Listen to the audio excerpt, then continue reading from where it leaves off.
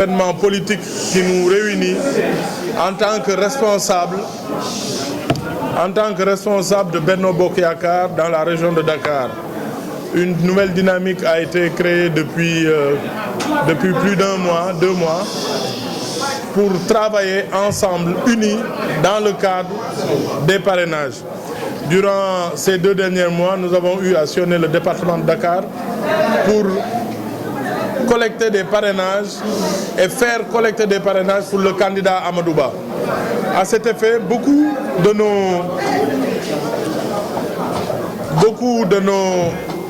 nos frères et sœurs, camarades de Benno Bokk Yakaar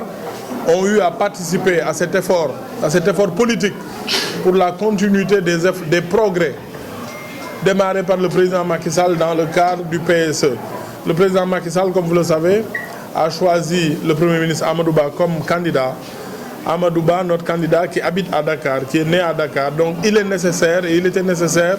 que le département de Dakar, la région de Dakar, se mobilise durant cette phase de parrainage, qu'il y ait de l'animation dans les communes et permettre à Benno Bokk Yakaar d'être prêt pour cette grande fête démocratique que sera l'élection présidentielle du 25 février 2024. Je remercie tous les responsables de Benno Bokk Yakaar dans le département de Dakar, mais aussi à Pikine, à Guédiawaye, à Keur Massar, à Rufisque. Ils ont pu collecter 122 576 parrains qu'on a pu collecter aujourd'hui durant cette journée du 24 novembre. Je remercie aussi ceux qui sont venus de quelques autres régions et qui ont amené plus de 13 000 parrains. Donc je disais 122 000 parrains, plus de 85 000 dans le département de Dakar,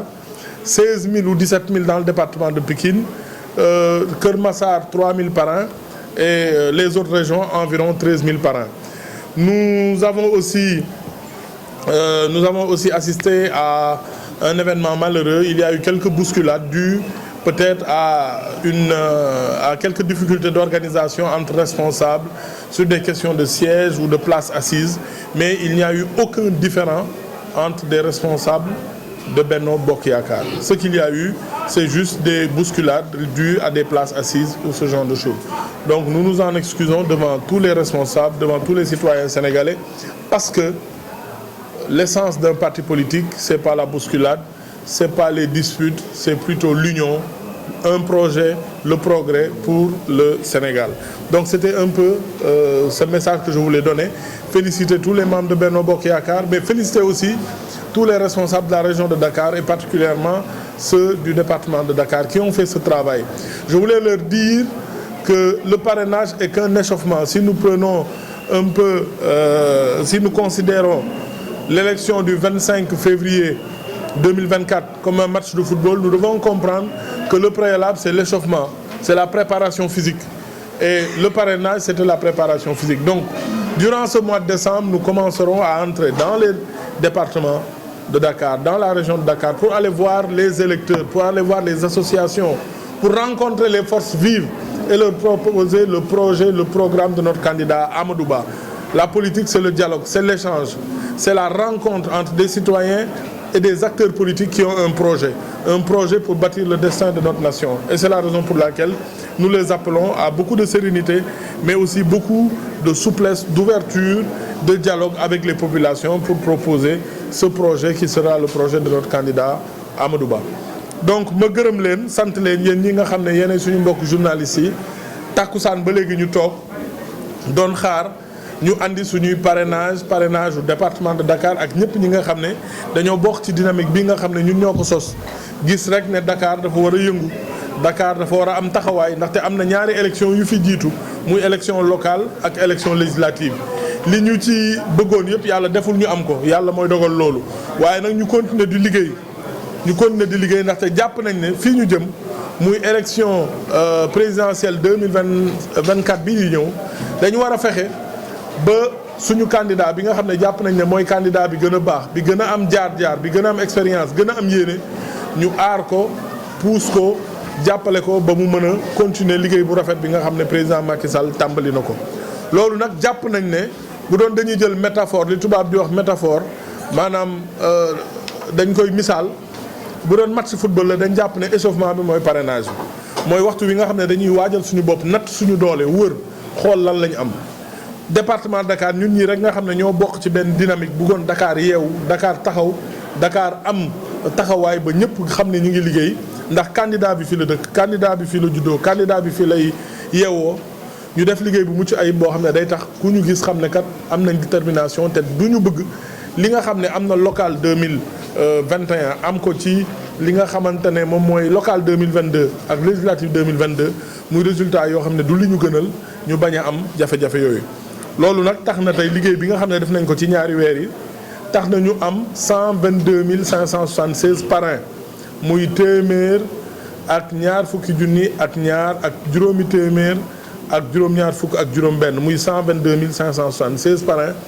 jàpp nañ ne 85 000 yi fii ci département de Dakar la jóge maanaam juróom-ñett fukki junni ak juróom.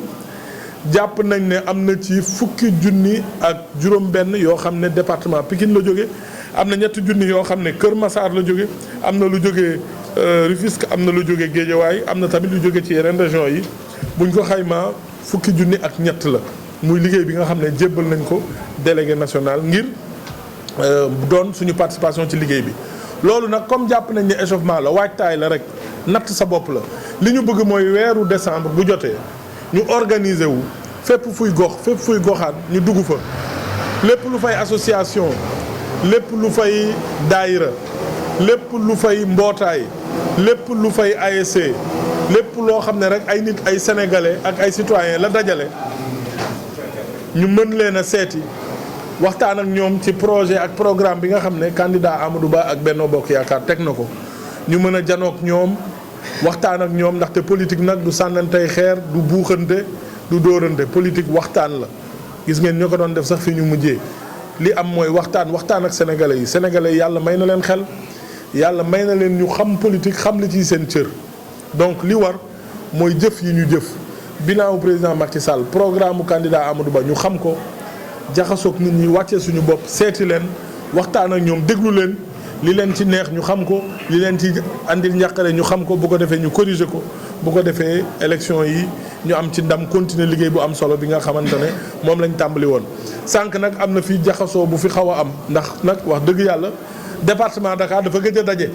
dafa gëj a am mobilisation bu toll nii daje bi nag bu amee xër